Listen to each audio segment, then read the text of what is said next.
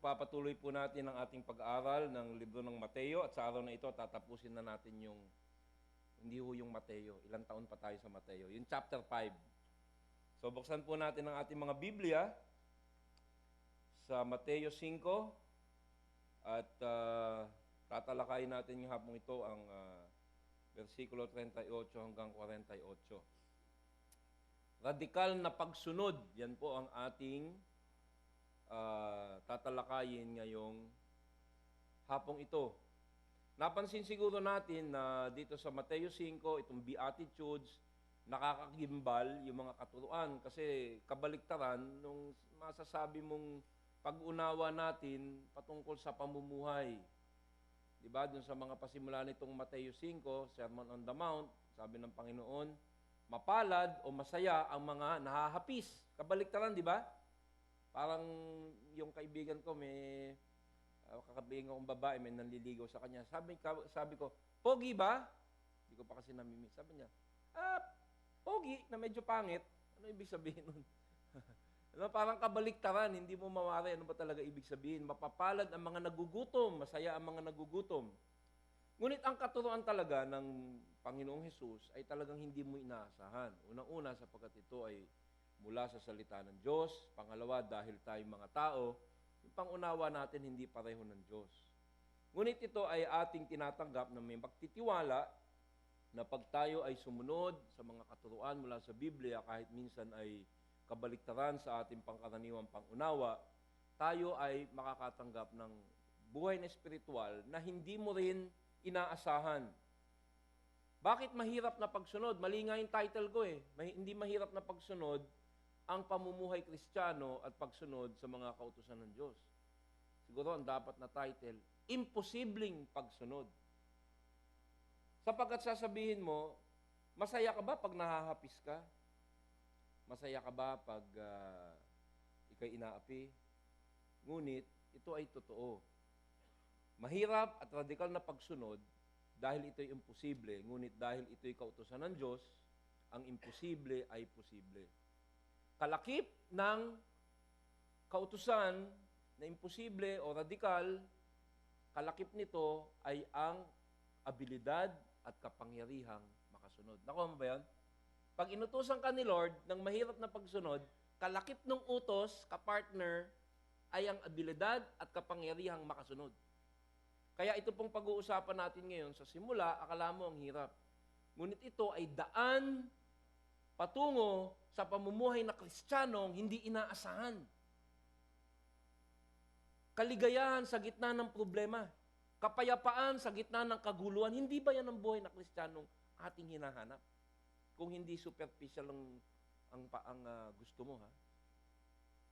Malakas pag mahina. When I'm weak, I'm strong. Yan ang kapangyarihan ng katuruan ng Panginoon. Ngunit, dito sa Mateo 5, sinimulan na natin dito sa 6 antithesis o yung mga sinasabi ng Panginoon na ito yung itinuro sa inyo, ngunit sinasabi ko sa inyo. Di ba? Sunod-sunod yan eh. Ito yung tinuro sa inyo, pero ito yung sinasabi ko sa inyo. Huwag mga lunya, pero sinasabi ko sa inyo, tumingin pa lang kayo. Kaya ang ginagawa ng Panginoon, nililinaw niya yung tunay na buod ng katuruan. Sapagkat meron kapangyarihan ang salita ng Diyos, kaya ang estratehiya ni Satanas ay lihisin ang ating pangunawa.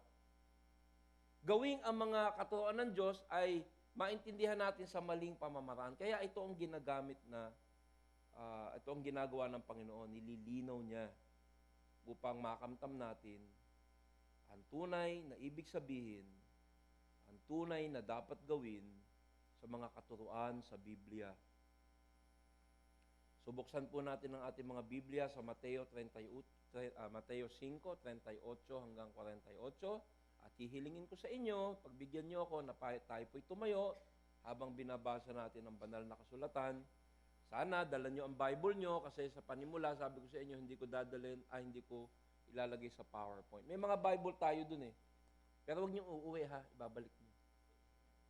So kung wala kayong Bible, sa susunod, kumuha kayo doon sa sulok. Mateo 5:38 hanggang 48, ang mga huling talata mula sa Mateo 5. Panginoon Jesus pa rin ang nagtuturo. Narinig ninyong sinabi, mata sa mata at ngipin sa ngipin. Ngunit sinasabi ko sa inyo, huwag ninyong paghihigantihan ang masamang tao. Kung sinampal ka sa kanang pisngi, iharap mo rin sa kanya ang kaliwa. Kung isakdal kanino man upang makuha ang iyong damit panloob, ibigay mo ito sa kanya, pati ang iyong damit na pangbalabal. Kung pilitin ka ng manlulupig na pasanin ang kanyang dala ng 1 milya, pasanin mo iyon ng 2 milya. Bigyan mo ang nanghihingi sa iyo at huwag mong tanggihan ang nanghihiram sa iyo. Narinig niyong sinabi, ibigin mo ang iyong kapwa at kamuhian mo ang iyong kaaway, ngunit ito naman ang sinasabi ko, ibigin ninyo ang inyong mga kaaway at ipanalangin ninyo ang mga umuusig sa inyo, upang kayo'y maging tunay na mga anak ng inyong Ama na nasa langit, sapagkat pinasisikat niya ang araw sa mabubuti, gayon din sa masasama. At nagpapaulan siya sa mga matuwid at sa mga di matuwid. Kung ang mga nagmamahal sa inyo ang siya lamang ninyong mamahalin, anong gantimpala ang inyong maaasahan? Hindi ba't ginagawa rin iyan ng mga maniningil ng buwis?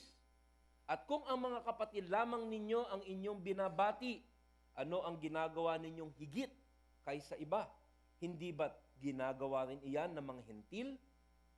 Kaya maging ganap kayo gaya ng inyong Ama na nasa langit. Manalangin po muli tayo. Panginoon, medyo masakit po ang aming pakikinggan sapagkat alam ko na marami sa amin nahihirapan po dito sa mga radikal na pagsunod. Turuan mo kami na maunawaan. Tulungan mo ang tagapagsalita na maging malinaw at ang mga nakikinig na bukas sa pagtutuwid ng mga katuruan ng Panginoong Hesus na alam naming makabubuti sa amin. Tulungan mo kami ngayon at ikaw nawa ang mapaluwalhatian sa hapong ito. Sa pangalan ni Hesus, Amen. Makakaupo na po tayo. Ang mga katuruan na ating pinag-uusapan ay ang pinakamagandang handog sa atin ng Panginoon. Ngunit hinahadlangan ni Satanas ang pangunawa nito. At ang ginagamit niya dito sa ating pinag-aaralan upang hadlangan ng pangunawa ay ang mga pastor mismo at ang mga pariseyo, yung mga leaders.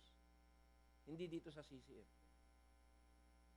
So, ang tinuturo sa atin ng Panginoon dito ay yung pagsupil sa ating pagnanasa na maghiganti. Mahilig ka ba maghiganti? Hindi. Talaga? Minsan, pag nasabihan ka ng medyo hindi mo gusto, di ba? Di ba? Ayaw mo nung mga tao na hindi magandang sinasabi sa'yo. Pag may ginawa sa'yo, gusto mong gantihan.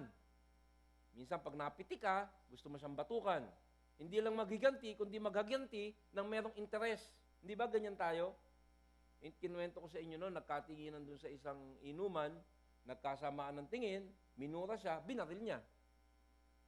Ganun no? Maghihiganti ka ng pataas ng pataas. Yan ang puso ng tao at yan ang pinag-uusapan dito ng Panginoong Hesus. Yan ang katuruan dito na iniba ng mga pariseyo na tinutuwid. Yan ang mga katuruan na binibigyan ng Panginoon ng mga radikal na pagkatao na gusto niya makita sa kanyang mga disipulo na mga katulad natin. Pinag-uusapan din dito, hindi lamang ang hindi paghihiganti, ang pagmamahal kahit sa mga kaaway, ganun din ang pagiging makasarili. Yan, ito medyo tinatamaan dito yung mga pang-araw-araw nating mga eksperyensya. Yung mga may nakakabangga, yung mga pamamalakad natin sa ating ari-arian. At ito ang ginagamit ng Panginoon para tayo turuan na mamuhay ng buhay na makapangyarihan, punong-puno ng biyaya at magagamit niya. Higit sa lahat, mapapaluwalhatian ang kanyang pangalan. Kalimitan sa atin, tayo makasarili. Kalimitan sa atin, tayo mapaghiganti. At sabi ng Panginoon, narinig ninyong sinabi, di ba natatandaan nyo pag sinabi, you have heard that it was said of old. Sino nagsabi? Ang nagsabi, hindi yung Biblia, kundi yung mga pariseyo yung mga nagtuturo ng mali na kumukuha ng katuruan sa lumang tipan at iniiba. Iniiba nila. Ba't nila iniiba? Kasi gusto nila, yung kanilang sinasabi, magustuhan din ng mga miyembro. Para, hindi ko alam, siguro para maging popular sila o para sila ay mabigyan ng pera.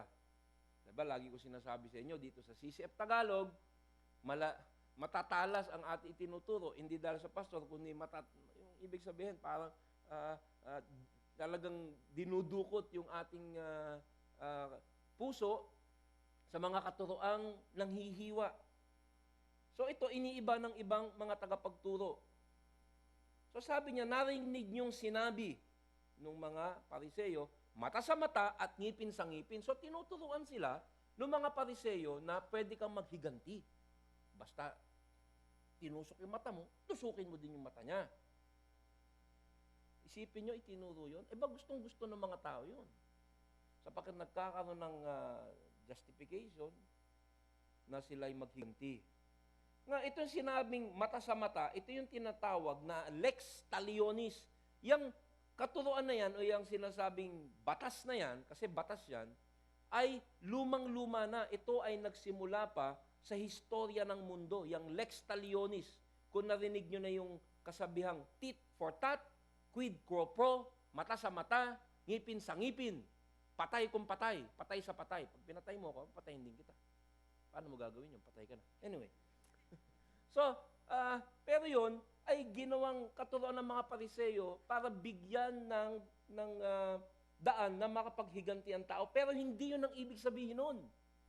Ang lex talionis o yung mata sa mata, an eye for an eye, ay isang batas na pinanukala ng isang haring na taga-Babylonia 100 taon bago pa lumabas si Moses. Ito yung tinatawag na lex talionis na makikita doon sa Code of Hammurabi. Ito yung batas ng mga sibilisasyon na hanggang ngayon ginagamit pa rin natin. At ito'y nahukay. Napakaluma na niyang batas na yan. Pakita natin. Ito nahukay nila. In fact, napakaluma niyang batas na yan, mata sa mata, na nung isinulat siya, wala pang papel. Ang tableta pa ay yung sinusulatan ay yung mga putik, yung tinatawag na cuneiform of writing. Yung pinakaunang-unang kasulatan na nahukay. Ayan, tapos ito yung isang ancient relic na nakita nila kung si King Hammurabi, ika-6 na hari ng Babylonia, ay, yun yung hawak niya, hindi papel. Mga tableta, wala pang papel nun, ay tinuturo na yung lex talionis. Alam niyo ba ibig sabihin yan? Next, ito actually may nahukay sila. Makikita mo yan sa New York, sa museum. Thousands of years. Pero yung batas na yan, hindi ibig sabihin, pag piniti ka, batukan mo siya. O pag dinuro ang mata mo, duruin mo din yung mata niya. Hindi. Yan po ay actually batas para limitahan ang paghiganti. At yan ay hindi batas para sa iyo at sa akin.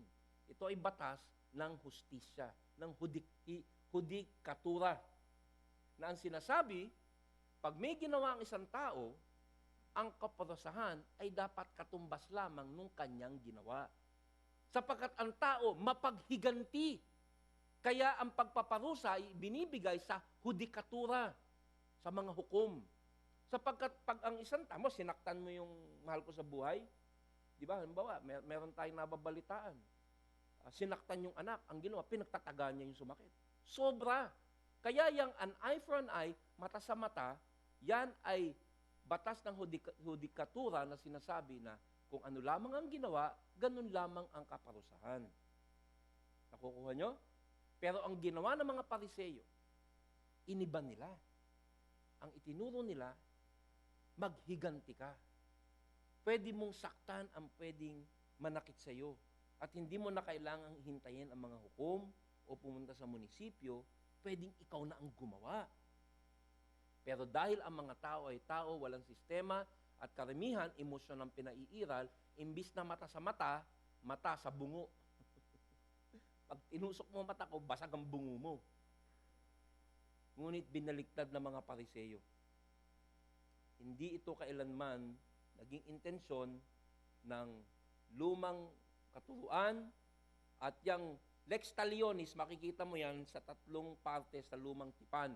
kung saan kinuha ng mga Pariseo at iniba. Sa Leviticus, sa Exodus, at saka sa Deuteronomy. At itunuro nila ng mali sa New Testament. The penalty must not exceed the crime. Ang parusa ay hindi dapat humigit sa nagawang kasalanan. Di ba pag nanonood ka ng sine, sabi, wag mo i-videotape to. Kasi pag nahuli ka, ang pagparusa ay magsisimula sa 6 na buwang pagkakakulong pero hindi hihigit, nakita mo na yun? Hindi hihigit sa 6 na taong pagkakakulong. O mula sa 500 piso na hindi hihigit sa 10,000 piso. May limitasyon, depende sa ginawa mo. Pero sa lumang tipan, ang katuruan ay ganun din, kailangan patas. Pero ito'y iniiba ng mga Pariseo. Sabi sa Levitico 24, ang makapinsala sa kapwa ay pipinsalain din. At tandaan nyo ang magpaparusa hindi yung napinsala, kung hindi yung hukom, yung barangay, yung hudikatura. Ang makapipinsala sa kapwa ay pipinsalain din tulad ng kanyang ginawa. Baling buto sa baling buto. Dati kasi ganun. In fact, in some eastern country, ginagawa pa rin nila yan. Yung physical na pananakit. Baling buto sa baling buto, mata sa mata, ngipin sa ngipin. Kung ano ang ginawa niya, gayon din ang gagawin sa kanya ng hudikatura. Ang makapatay ng hayop ng kanyang kapwa ay kinakailangang magbayad ng hayop din. Patas sa patas. Ngunit ang pumatay ng kapwa tao ay dapat patayin din. Pero sinong papatay? Ikaw ba? Hindi. Yung hudikatura na nagsisiguro na patas ang mangyayari. At ito'y ginawa upang hindi na maulit muli yung kasalanan at para hindi sumobra ang kaparusahan. Ngunit, tulad ng sinabi ko sa inyo, binaligtad ng mga Pariseo ang katuruan upang ang tainga ng mga nakikinig ay matuwa at magbigay ng justification sa kanilang pagiging mapaghiganti. Alam nyo, yung pagtuturo ng mali ng lex talionis, an eye for an eye, mata sa mata, ay sa buong historya ng mundo ay talagang iniiba ng mga tao. Makikita mo na talagang matindi ang busikad ng ating ugali naging mapaghiganti. At yan ang tinutuwid ng Panginoon. At sabi niya, ngunit sinasabi ko sa inyo, ito yung katuruan tama. Huwag ninyong paghihigantihan ang masamang tao. Don't even retaliate. Hindi sobra, hindi patas, hindi maghihiganti. Diyan pa kayo? Alam nyo na, para sa atin na to. Radikal na pagsunod. Meron ba sa atin dito pag inargabyado? Hindi lang sobra, hindi lang patas, hindi ka pagaganti. Ngayon, bago tayo magpatuloy, kasi ganito tema na itong pag-uusapan natin. Tandaan nyo ito mga tinuturo ng Panginoon, hindi ito parang, sige na, gawin mo. Pag hindi mo ginawa ang mga kautusan ng Panginoon, may konsekwensya. Siguro, pinakamaliit na dito, mahinang pamumuhay bilang Kristiyano. Kaya ito'y pakikinggan natin na may pag-amin at may pagdadasal na sana masunod namin ang mahirap na mga katuruan nito. Hindi iniba ng Panginoon ang katuruan ng lumang tipan. Itinutuwid niya ang pagtuturo ng mali ng lumang tipan ng mga Pariseo. Sa English, ito yung tinatawag the principle of non-resistance. Yung prinsipyo ng hindi pagganti o hindi paglaban. At tulad ng sinabi natin, hindi ito para sa mga gobyerno at sa mga hudikatura. Ang hudikatura at ang gobyerno dapat parusahan na nagkamali. Hindi pwede yung principle of non-retaliation sa gobyerno sapagkat maglilipa na ang mga kriminal. Ang prinsipyo ng hindi pagganti, ng pagpapatawad, ay ibinibigay lamang sa individual na tao for you and me. Kasi personal, pwede kang magpatawad. Pero ang hudikatura, mayroong batas na dapat sundin. This is talking about personal offenses. Yung mga offenses na ginawa sa'yo, yung pananakit sa'yo, yung paghihiganti mo bilang tao. Sabi sa Roma 12:7, huwag ninyong gantihan ng masama ang masama, sikapin ninyong mamuhay ng marangal. Hindi lamang sobra, hindi lamang patas, hindi ka pagaganti. May tanong ako sa'yo. Sa tingin mo, kung hindi ka malapit kay Kristo, masusunod mo to? Only Christians na namumuhay na ng malapit sa Panginoon na makakasunod dito. Pero ito sasabihin ko sa'yo. Pag nakasunod ka sa mga kautusang radikal na ganito, humanda ka. Alam mo kung bakit? Gagamitin ka. Imagine, ang isang Kristiyano na hindi lamang nagtuturo ng pagmamahal, ipinapakita niya sa buhay niya sa radikal na pamamaraan. Sabi sa Roma 12:19, mga minamahal, huwag kayong maghihiganti. Ipaubaya ninyo iyon sa Diyos. Yun ho yung critical dito. Kaya hindi ka gaganti kasi naniniwala ka sa ganap na kapangyarihan ni Lord. Sapagkat nasusulat, akin ang paghiganti, ako ang gaganti, sabi ng Panginoon. Ano, ganun na lang? Hindi naman pwede yan. Kung walang Diyos, hindi pwede yan. Pero kung may Diyos, sinasabi niya, back off. At sabi kung sinong sumampal sa'yo, sabi sa verse 39, ano? Kung sinampal ka sa kanang pisngi, dibdiban mo siya. Ay, mali. Mali. Sorry po. Isip ko pala yun. Kung sinampal ka sa kaliwa, tadyakan mo siya sa kanan. Ay, teka muna, ano ba to? Pero natatawa kayo kasi yun ang reaksyon mo. Natawa kayo, pero pag sinampal ka, kita nyo, hindi mo iisipin yan eh. Pak! Slow motion pa. Pero ang sabi ng Panginoon, pag sinampal ka, iharap mo yung kabila. Talaga? Really? Kalakip ng kautusan, kayang kakayahang makasunod. Yan yung mistreatment, insulto na sinasabi ng Panginoon. Sapagkat tayo ay dapat magsilbing ilaw. At pag nakapamuhay ka ng ganyan, titingnan ka ng kapitbahay mo, kahit yung nanlamang sa'yo, at sasabihin, may kakaiba. At hindi lang yun, ang gaganti ang Panginoon. Hindi natin alam, pero sigurado, lex talionis yung kanyang pagganti. Nararapat. Ang sinasabi ng Panginoon dito, sa mga katuruang ito, ang mga anak ng Diyos na tinatawag na mga Kristiyano ay dapat may karakter na hindi gumaganti, hindi mapag-ipon ng galit, mapagpakumbaba, maamo, sapagkat dyan, magbibigay ng reaksyon, ng paniniwala at pagkilala sa Diyos ang mga nakatingin sa atin. Napakahirap, ano? Pero alam mo, kung masunurin ka sa Panginoon, ito hindi na kailangang ipilit sa iyo to. Yan ang gawa ng banal na Espiritu Santo. The fruit of the Spirit is love, joy, peace. Ngunit kung ikaw ay Kristiyano, pag linggo lamang, itong bagay na to, alam ko ngayon pa lang, gusto mo nang pumunta sa ATC at manood ng Spider-Man. Yun si Spider-Man, mapaghigante yun. Vigilante yun eh. Hindi niya pinapaubaya sa gobyerno ang paghihiganti, ngunit. Pero maganda yung pelikula, panoorin niyo. Pero huwag niyong gagayahin. Ito ang ehemplo ng Panginoon nung siya'y ipinako sa krus. Anong sabi ng Panginoon? Patawarin mo sila. Hindi nila nalalaman ang kanilang ginagawa. Nandiyan pa kayo? Alam niyo, pag pinag-aaralan ng Bible, wag istorya lamang. Ha? Gusto ng Panginoon, gawin natin yan. Hindi lamang para tayo ay mapunta sa langit, sapagkat tayo pumunta na sa langit, hindi para tayo'y makapamuhay ng buhay na Kristiyano na punong-puno ng kagalakan. Pag ba sinampal ka at nanampal ka rin, ano nararamdaman mo? Sarap, di ba? Sa simula, di ba? Pero pag mapaghiganti kang tao, may nangyayari sa'yo, nag-iiba ka. Pero nasubukan mo na ba? Kahit minsan. Merong nang-api sa'yo. Merong ginawa sa'yo. Ngunit siguro, ewan ko, siguro sumusunod ka kay Lord that day, nagpasensya ka, ipinag-pray mo siya, tumalikod ka, hindi ka gumanti. Natatandaan mo ba yun? Nangyari na ba sa'yo yun? Anong naramdaman mo? Di ba punong-puno ka ng kagalakan? Sa simula, para ka naapi, ano? Yung araw na bilang Kristiyano, sinunod mo si Lord, maghapon lang. Hindi ka lumaban, sa mga mababangis, ikaw ay naging mabait. Anong pakiramdam mo? Sa una, parang, sana gumanti ako. Pero sa gabi, Lord, ang sarap ng araw ko.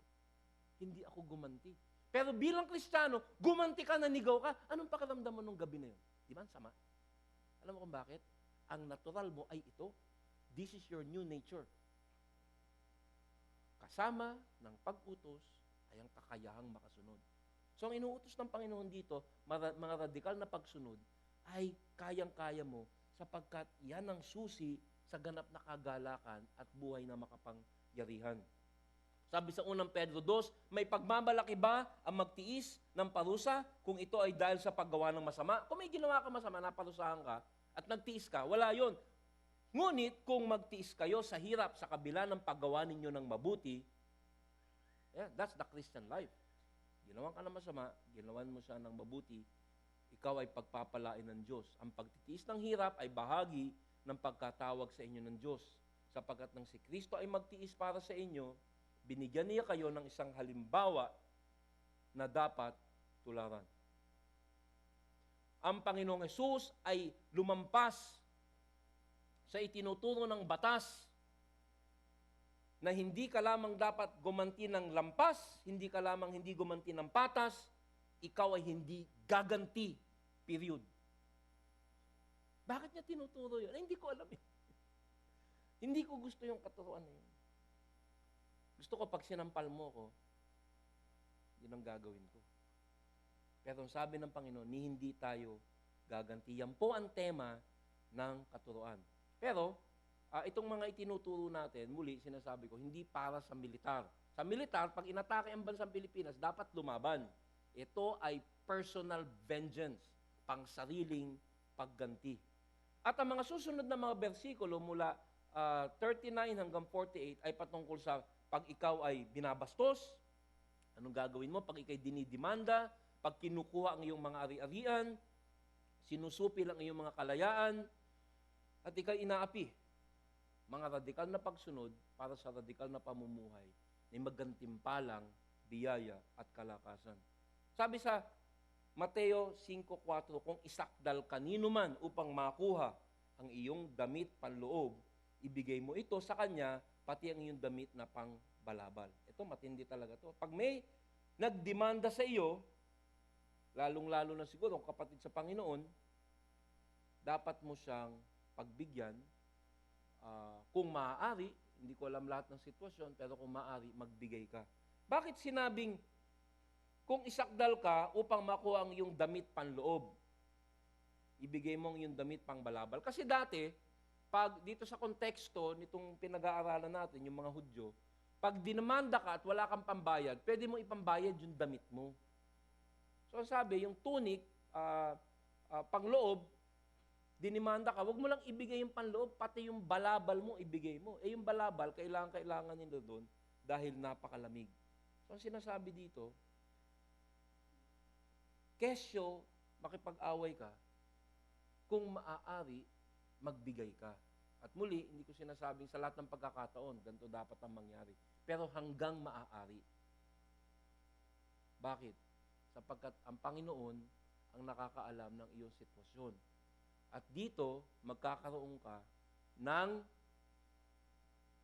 oportunidad na maipakita at mairepresenta ang Panginoon na iyong sinasamba.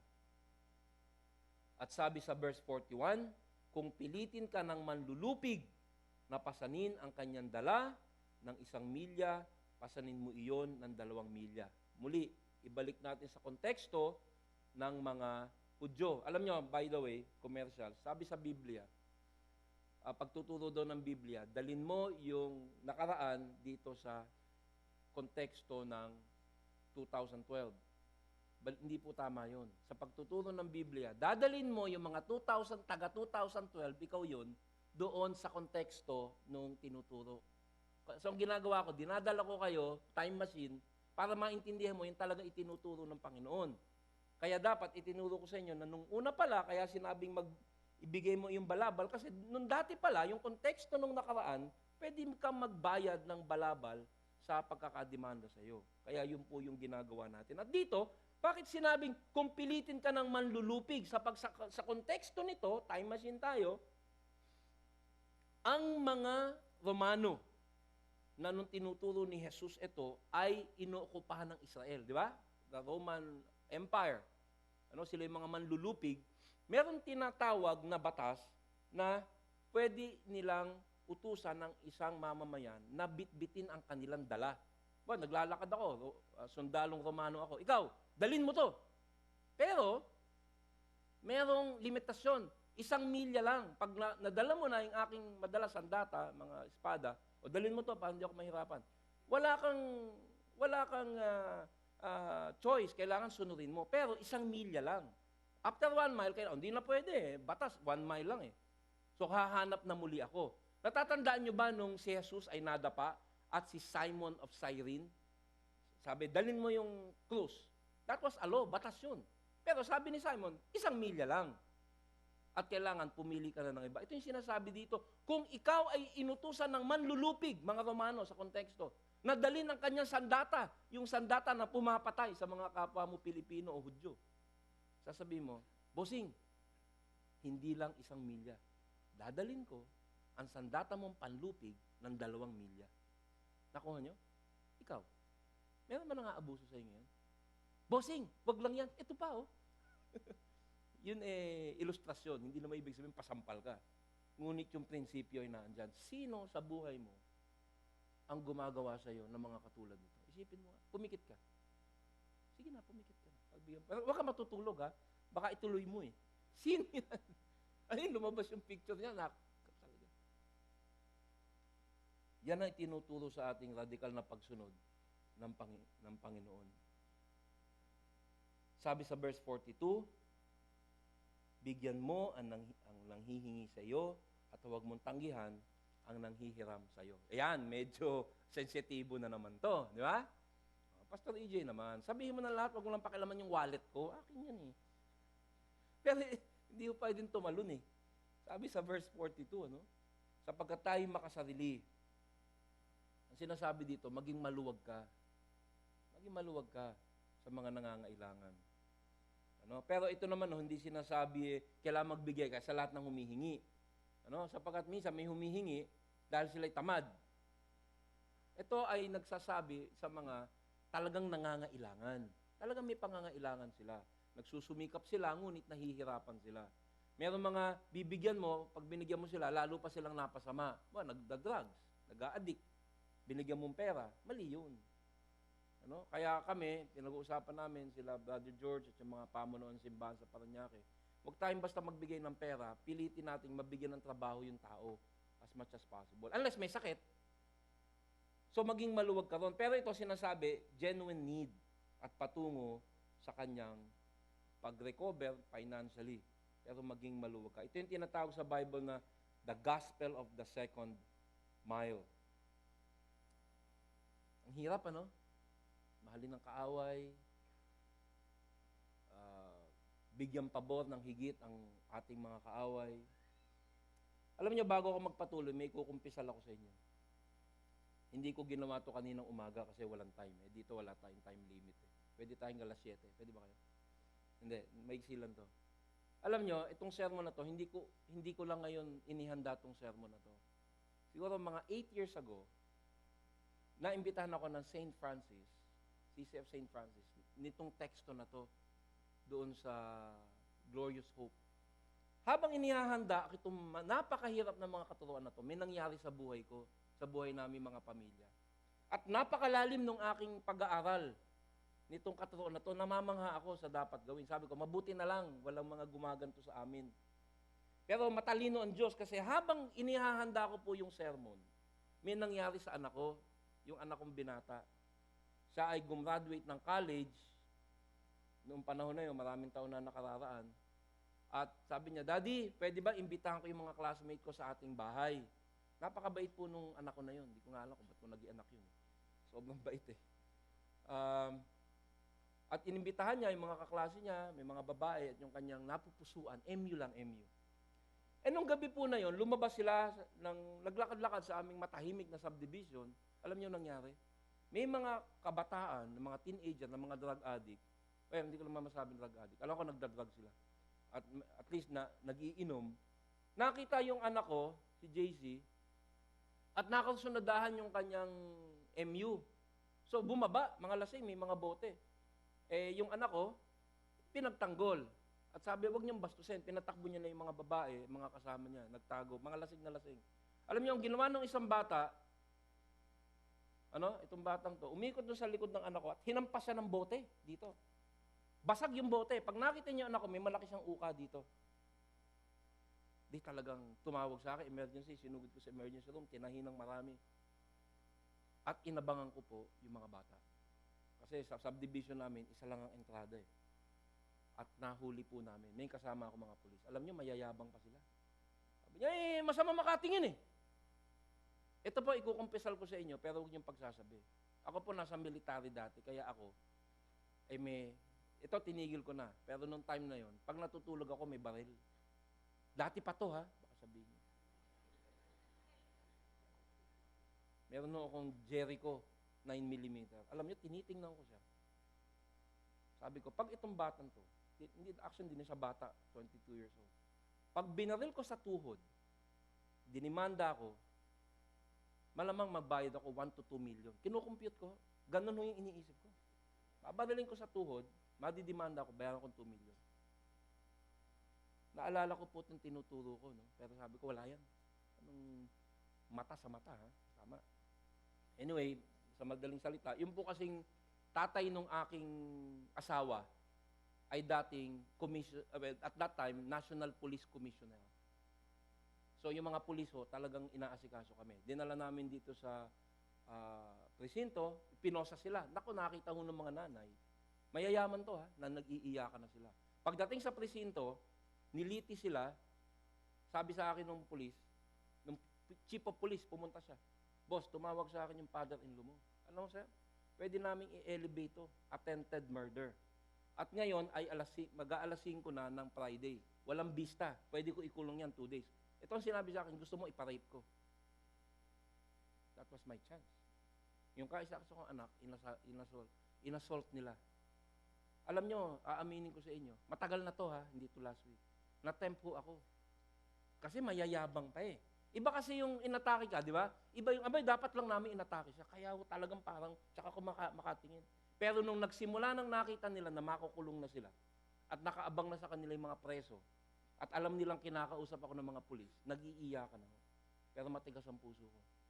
Ikulong! Yung mga mami, ng mga taga-subdivision namin, nakikiusap sa akin, Mr. Del Mundo, patawag. Di. Pero alam nyo, nung yung isang mami, biglang umiyak sa akin, alam nyo, biglang naalala ko yung mami ko. Sapagkat ako, barumbado rin ako nung ako'y bata. Ito yung tunay. At naalala ko itong aking pinaghahandang sermon. At nagbago ako, sabi ko. Ganito na lang. Kaysa ipakulong ko kayo. Ito, totoo nangyari.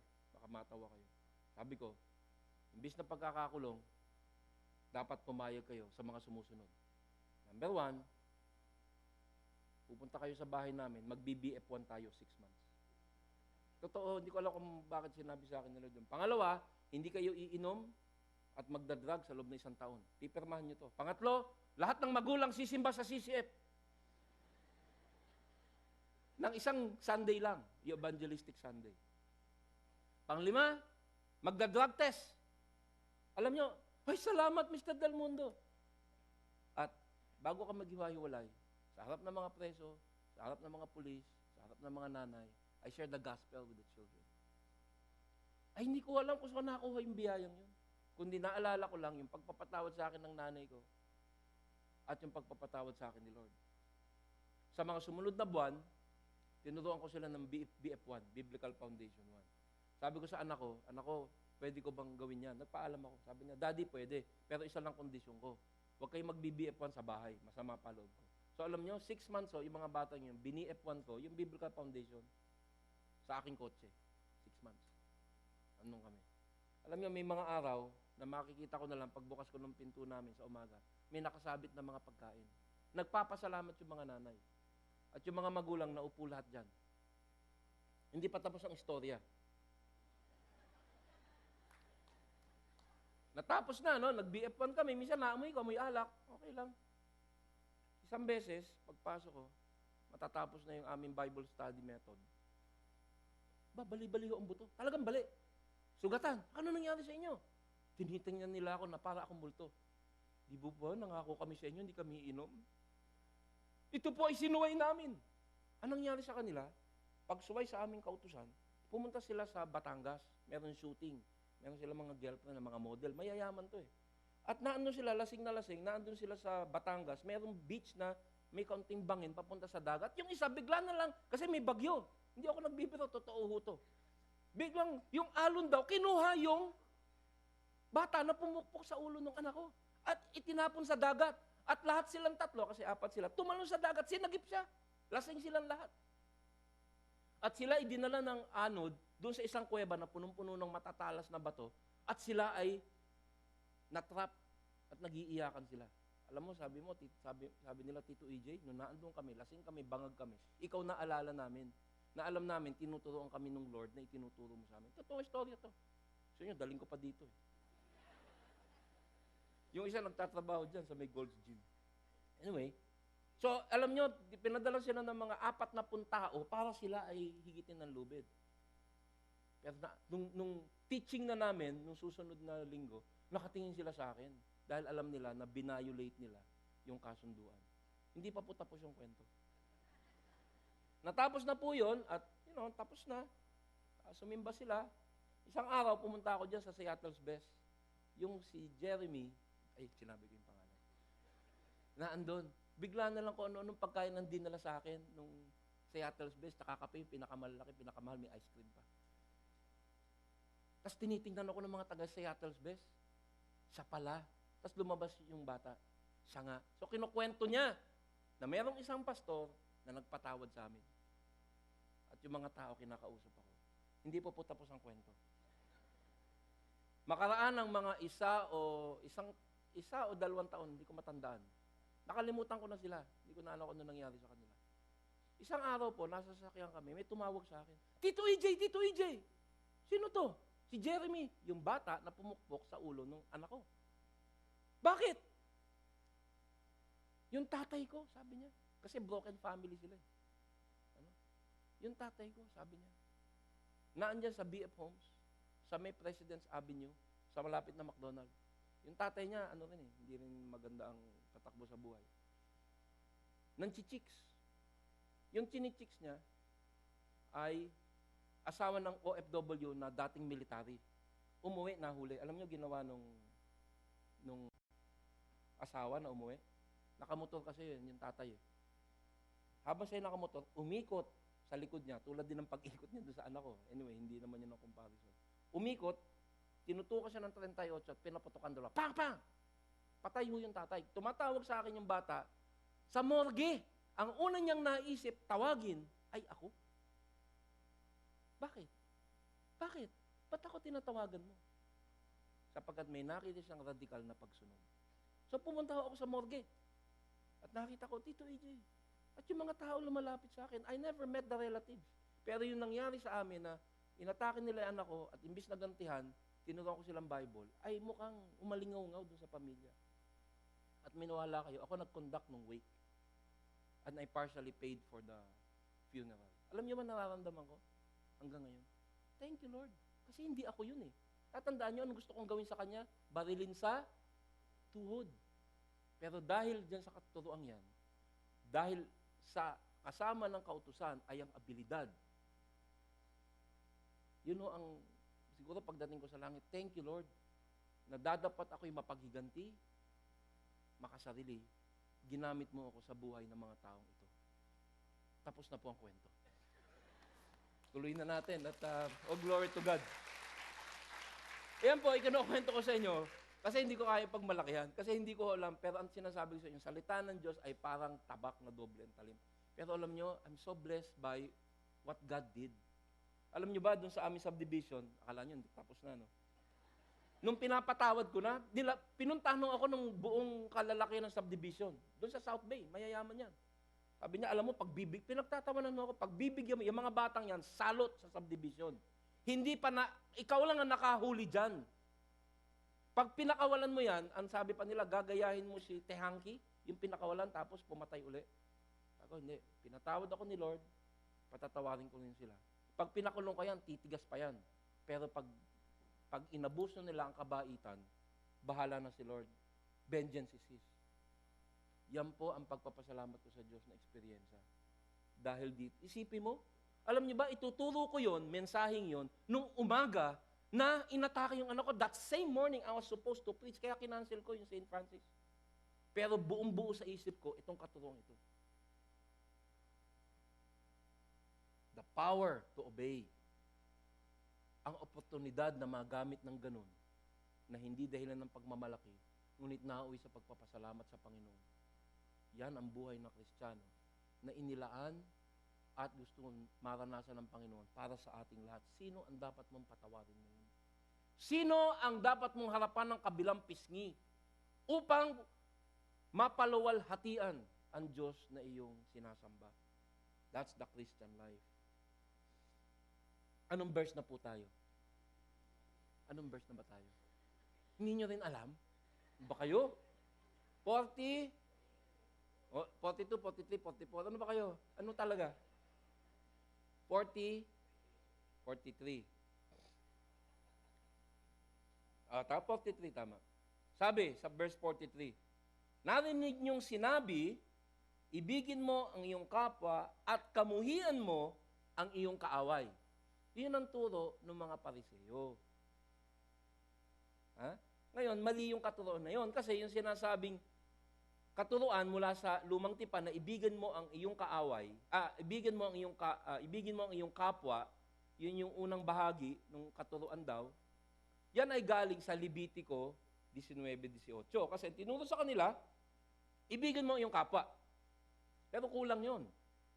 Ito yung sinabi doon sa Levitico 19 kung saan nila hinango. Sabi sa Levitico 19:18, huwag ka maghihiganti o magtanim ng galit sa iyong mga kababayan, ibigin mo ang iyong kapwa, may kasunod, gaya ng pag-ibig mo sa iyong sarili. Ako si Yahweh. Ang ginawa ng mga Pariseo, binawasan. Bakit sinabi mo, mahalin mo yung kapwa? Okay, mahal ko kapwa ko. Pero, yung pamantayan ay inalis. Hindi lang iibigin mo yung kapwa mo. Iibigin mo siya katulad ng pagmamahal mo sa sarili mo. Nandiyan pa kayo? Mahal mo ba sarili mo? Mahal mo, di ba? Kaninong ipin ang sinipilyo mo kanina? Di ba sa'yo? Mahal mo yung sarili mo eh. So, ang ginawa ng mga Pariseo, binawasan kasi hindi nila masunod. Pag hindi ka sumunod doon, dahil sa pangunawa, hindi ka magkakaroon ng oportunidad na magmahal ng ganong kataas kung saan ang biyaya ng Diyos ay mararamdaman mo. Kung hindi tinuro na mahalin mo yung kaaway, hindi ko may experience ang biyaya ng patawarin ang nanakit ng aking anak. Alam nyo, iba eh. Iba yung experience ang ganun. So, yun yung unang bahagi. At yung hindi lang kanilang binawasan, kanila pang dinagdagan. Kasi sabi, itinuro sa inyo, ibigin mo ang iyong kapwa at kamuhian mo ang iyong kaaway. Meron po akong balita sa inyo. Wala sa Bible yun. So, dagdag bawas. Bawas dagdag ang ginawa nila. Bakit? May ganong katuruan. Sapagkat ang pangunahing sandata ng kalaban ay turuan ka ng mali. Hindi niya sinasabi, huwag ka magsimba. Sinasabi niya, magsimba ka na mali at tinuturo. Kaya ang Panginoong Hesus, nililinaw niya. Nililinaw niya. Mataas ang pamantayan at hindi mo lamang ibigin ang iyong kapwa. Ang sabi sa verse 44, ngunit ito naman ang sinasabi ko, ibigin ninyo. Hindi lamang ang inyong mga kaibigan, kundi pati ang iyong mga kaaway. Sorry napapasigaw ako. At ipanalangin mo ang mga umuusig sa'yo. May tanong ako sa'yo. Gusto mo ba ma-experience yung talagang Christian life na sinasabi ng Panginoon? Ang kapayapaan na hindi mo malirit. No? Hindi ko naman sinasabing wala ka ng problema, pero estable ka sa gitna ng unos. Ako, itong week na ho to, may malaking unos. na dumating sa buhay ko. Pero sabi ko dun sa kausap ko kapon, alam mo, kapatid, medyo nayanig ako. Siya nga una kong tinawagan. Pero alam mo, hindi ako nalito. Nayanig ako, pero hindi ako nalilito. I know exactly that God is in control. Pero ayoko siya. Itigil mo na yung bagyo, pero hindi ako nagpapanik. Sabi niya nga sa akin, wag ka sana, ang bilis mo magdesisyon eh. Sapagkat ang tao na sumusunod sa mga radikal na pagsunod, meron kang pagka-estable. Kasi alam mo, sumusunod ka sa Panginoon, mahirap o madali. And with that comes assurance. Sinong kaaway ang kailangan mong mahalin? Kung katabi mo siya, huwag mo siyang titingnan ngayon. Minsan kasi madalas siya mag-aasawa eh. Mahalata ka. Ang katuruan ito sa pagmamahal sa kaaway ay hindi isang bagong katuruan. Yan ang katuruan sa Old Testament. Yan ang pamantayan ng Panginoon. Sabi sa Kawikaan 24, sa Lumang Tipan, huwag mong sasabihin, gagawin ko sa Kanya ang ginawa niya sa akin upang ako'y makaganti. Sabi rin sa Kawikaan 25, kapag nagugutom ang iyong kaaway, pakainin mo. Pag sinakta ng anak mo, patawarin mo, turuan mo ng BF1. At kung gusto, GLC2. Huwag nang bayaran yung tuition fee. Sobra na yan. Biro lang po. Bakit? Bakit mo gagawin yun? Sapagkat, alam mo na ang Diyos ay lubos na makapangyarihan. God is sovereign. Kinokontrol niya eh. Kaya hindi pwedeng mahina ang pananampalataya mo. Sabi ni John MacArthur, this is the perspective of Jesus Christ in 5 ascending statements, 5 sunod-sunod. Pwede mong kaaway, patawarin mo sila. Jesus proclaims the kind of love that God has always required of His people. Tatagalugin natin, ito po ang perspektiba ng Panginoong Hesus sa 5 pananalita at kautusan na nagpapakita at naghahayag ng klase ng pag-ibig na laging hinahanap ng Panginoon sa kanyang mga alagad. At dapat makita sa karakter ng lahat ng tao na tumatawag sa kanyang sariling Kristiyano. Christ-likeness. Radikal na pagsunod. Ito ang makapangyarihan na katuruan sa Biblia patungkol sa pag-ibig. Pag-ibig na naguutos sa mga alagad ng pamantayan na napakatindi na kanyang yayapusin, tatanggapin, at tuturuan ang kanyang kaaway.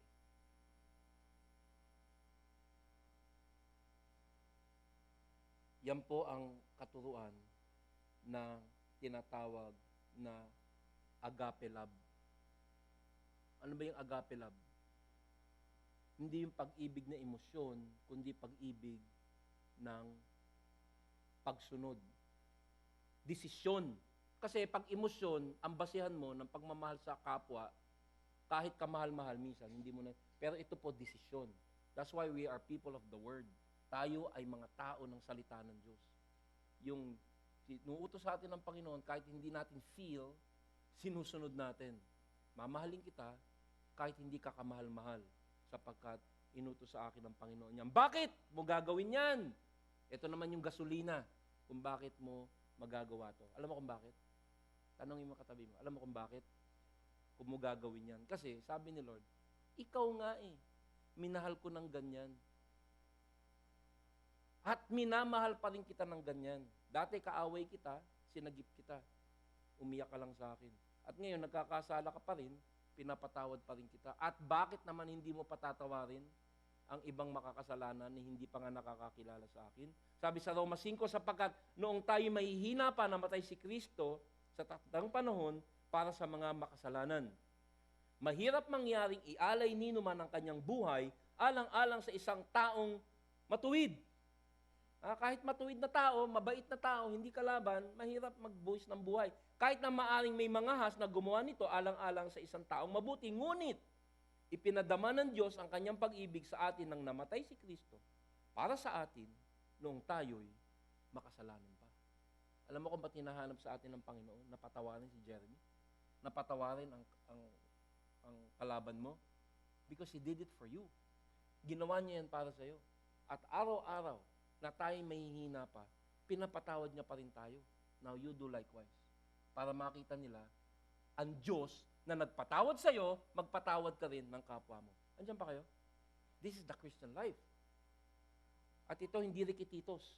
Ito ay susunodin upang tayo magkaroon ng kagalakan. Alam mo, pag ginawa mo yan, yan talaga, yan, we are made, we are wired. Yan ang ginawa sa atin ng Panginoon. At pag nasumpungan mo yan, makikita mo na nilalang ka na may bagong natural na ganyan. Anong sabi pa dun sa huling talata ng verse 44? Hindi ho mahaba yung sermon ko ha, mahaba yung kwento ko ha. Okay? Sabihin niyo. Ngunit ito naman ang sinasabi ko, ipanalangin ninyo ang mga umuusig sa inyo. Pray for your... Bakit umuusig? Alam mo, napansin mo ba, pag namumuhay ka na ng Kristiyano, may mga umuusig sa'yo.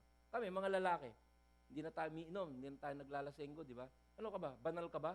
Nung una, pabiro. Mamaya-maya ho, nagagalit na. Bakit? Anong tingin mo? Mas mabuti ka sa amin?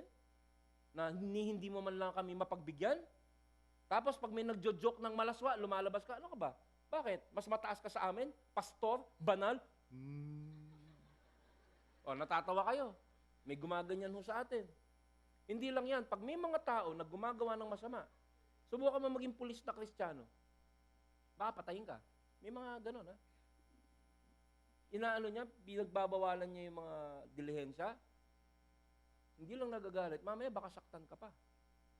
Sapagkat pag namuhay ka, bilang Kristiyano na may pagsunod, kahit tahimik ka, hindi mo binabandera, dahil lang hindi ka sumasama sa kanila, uusigin ka. Sapagkat inilalabas mo sa iyong ilaw ang kadiliman. Pero pag hindi nila mapansin na Christian ka, baka sumasabay ka sa kanila. Pero ang sinasabi, pag inusig ka, dahil kung ikaw'y mamumuhay ng ganito, mauusig ka. Sapagkat lilitaw ang iyong natural at ang natural ng Kristiyano ay nakakapagpagalit. Ipag-pray mo sila. Sabi sa Juan 15:20, alalahanin ninyo ang sinasabi kong ito, walang aliping nakahihigit kaysa sa kanyang Panginoon. Kung ako'y inusig nila, uusigin din nila kayo. Kung sinunod nila ang aking sinabi, susundin rin nila ang inyong sasabihin. Ngunit dahil hindi sila sumusunod sa akin at ikay sumusunod, uusigin ka. At sabi sa 2 Timoteo 3:12, marami sa inyo, hindi nyo alam, nasa Biblia to. Gayon din naman, ang lahat ng nagnanais mamuhay ng matuwid bilang tagasunod ni Kristo ay daranas ng pag-uusig. Those who live godly in Christ Jesus will suffer persecution. Pag naging ikay tagasunod na radikal, uusigin ka. Ako, inuusig ako dun sa subdivision namin. Parang sinasabi nila, ikaw, masasamang tao, kinukonsinti mo. Alam niyo, nung sinabi ko yun, hindi ko nagpaalam, lumabas ng bahay ko. Baka pwede pa kayo mag-juice. Juice. Hindi naman sinabi yun. Pero lumabas na ho sila. Hanggang ngayon, hindi ako nakausap eh. Dalhin mo sila sa panalangin. Kaya pag may umuusig sa'yo, pag-pray mo. Minsan naman, may umuusig sa akin, sabi ko, pinag-pray kita. Nagulat ho eh. Na hindi ho. Huwag niyo naman ganunin. Pag-pray mo lang siya. Pero asahan niyo yan. Mamaya, pag nakikita nila yung buhay mo, merong bad joke, yung mga malalaswan joke, pagdating, ayan si Mother Mary, ayan si Father, ayan si Pastor, kamaingay. That's okay. Okay yan. Sa akin, okay na pag-uusig yun. Pinagtatawanan ka. That's good. You bless God's name. At ang sabi, sa verse 45, gawin niyan lahat na yan upang kayo'y maging tunay na mga anak ng inyong Ama na nasa langit.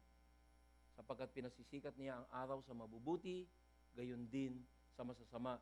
At nagpapaulan siya sa mga matuwid at sa mga di matuwid. Ito yung tinatawag ng mga theologians na common grace. Ang Panginoon, lahat ng biyaya na binibigay niya sa mga anak niya, yung mga hindi kumikilala sa Kanya, tinatanggap din nila. Ikaw ganun din. Hindi ka lang mabuti, you don't just give grace to the good. Lahat na nakapaligid sa'yo, siguro lalo na sa hindi man nakakakilala kay Lord, dapat kang maging mabuti sa kanila, kahit inuusig ka nila. Bakit daw? Para maging tunay na mga anak? Para mapunta sa langit? Hindi. Ang sinasabi po dito, pag ginawa mo yung mga radikal na pagsunod na ganyan, pagmamahal sa iyong kaaway, pagbibigay sa mga nagsasamantala, hindi yan ang dahilan na magiging anak ka ng Diyos. Ayan ay nagpapakita na ikaw ay tunay na anak ng Diyos. It's an evidence. Pagpapatotoo na pag namatay ang kamag-anak at mahal sa buhay ng iyong kaaway, ikaw ang tatawagin. It's a privilege. Hindi ko pinagmamalaki, hindi ko alam kung ba't napunta yung isip ko sa babariling ko siya sa tuhod, sa i-evangelize ko siya. Hindi ko alam paano ako napunta ron. Ang masasabi ko lang, banal na Espiritu Santo at yung salita ng Diyos. It's not me. That's not you. But God will enable you.